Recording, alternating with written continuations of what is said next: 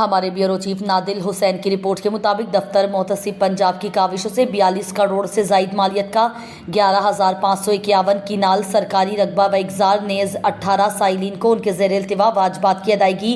दफ्तर मोहतसिब पंजाब की काविशों के नतीजे में सूबे भर से 11,551 किनाल सरकारी ज़मीन व इगजार करवा ली गई है, जिसकी मजमूई मालियत 42 करोड़ रुपए से जायद है। दफ्तर मोहतसिब पंजाब ने सरकारी रकबे पर कब्जा और गुजरगाहों की बहाली के हवाले से मुतादिद शिकायत मौसूल होने पर यह कार्रवाई की। मोहतसिब पंजाब की हिदायत के मुताबिक मुतालिका सूबाई महकमा जात ने फौरी इक़दाम करते हुए इस ज़मीन को कब्जा माफिया से वइगजार करवाया। तफसीलात के मुताबिक मोहतसिब पंजाब के दफ्तर में शिकायत करंदगान ने सरकारी ज़मीन गुजरगाहों पर नाजायज़ कब्जे से मुतालिक शिकायत दर्ज कराई थी।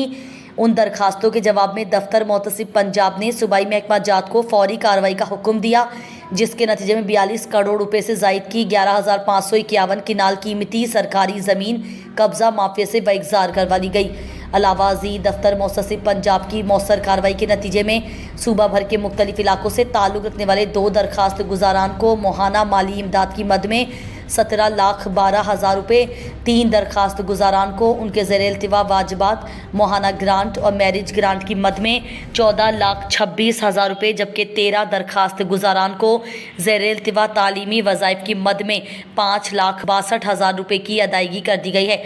मुतासरा शिकायत करंदगान ने दफ्तर मोहतसिब पंजाब में वाजबात की अदायगी में ताख़ीर की शिकायत की थी। दरखास्त गुजारान ने बरवक्त इंसाफ और शिकायत के फौरी अजाले पर मोहतसिब पंजाब का शुक्रिया अदा किया।